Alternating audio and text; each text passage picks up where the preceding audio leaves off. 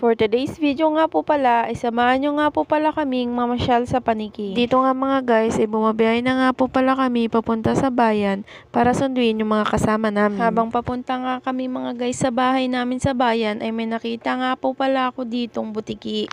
Siya daw pala mga guys, isasama daw mamasyal sa amin. Kumapit kang mabuti, baka mahulog ka. Fast forward na nga po pala, nandito na nga po pala kami sa Paniki. Nagpunta nga po pala kami dito mga guys para mamasyal at mag night market na din. At dito nga mga guys, kung nakikita nyo, namimili na nga din ako ng ukay-ukay. Dito nga mga guys, marami din po pala kayong mapagpipilian ng mga damit. Pag na nga po sa mura ang mga ito, magaganda nga rin po pala ang quality. Habang tumitingin nga po pala ako dito, may nakita nga po pala ako dito na short. Grabe nga ang tawa ko dyan mga guys. Hindi ko alam mga guys kung ba't ako natawa. Dito nga po pala mga guys, may pinapakita nga po pala ako sa aking kapatid na short. Ang kaso nga lang hindi nga niya ito type.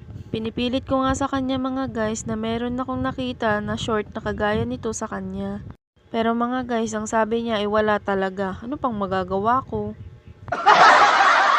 Dito nga mga guys, may nakita nga akong short dito. Kaya nga ang sabi ko dyan, gusto ito ni Inang. Pero mga guys, di ko na nabili yun. Dito nga mga guys, naglakad-lakad pa nga kami dito. Makikita nyo nga mga guys, marami ding tao dito. Ito nga mga guys, hindi lang ukay-ukay ang mapagbibilhan ninyo. Dahil marami pa nga po palang nagtitinda dito. Katulad ng mga bag, tsinelas, mga laruan ng bata, at kung ano-ano pa mga guys. Ito nga mga guys, lumibot nga lang kami sandali. Pagkatapos nga nun mga guys, nagkayayaan nga muna po pala kaming magmerienda. Dito nga mga guys, nag-iisip nga po pala kami kung anong memeryendahin nga namin. Ayan nga mga guys, habang naglalakad nga kami, umahawak nga ako dyan sa legs ko. Sinasabi ko nga sa kapatid ko na malaki na nga yung hita ko. Dito nga mga guys, habang naglalakad nga po pala kami papunta sa bilihan ng merienda. Itong mga kapatid ko natatawa na nga lang dahil nga nagbi-video. Ang sabi ko nga, i-vlog ko nga ito. Dito nga sa video na to tumingin nga yung bunso kong kapatid. Nauuna na nga lang silang maglakad, parang ayaw nga nilang magpa-video. Sabi ko nga dyan mga guys, ipanoorin na nga lang nila pag na-edit ko na nga ito. Sabi ko na nga lang, suportahan na nga lang nila. Yun na nga pansinin yung paglalakad ko dyan. Ewan ko ba, bakit nga ganyan?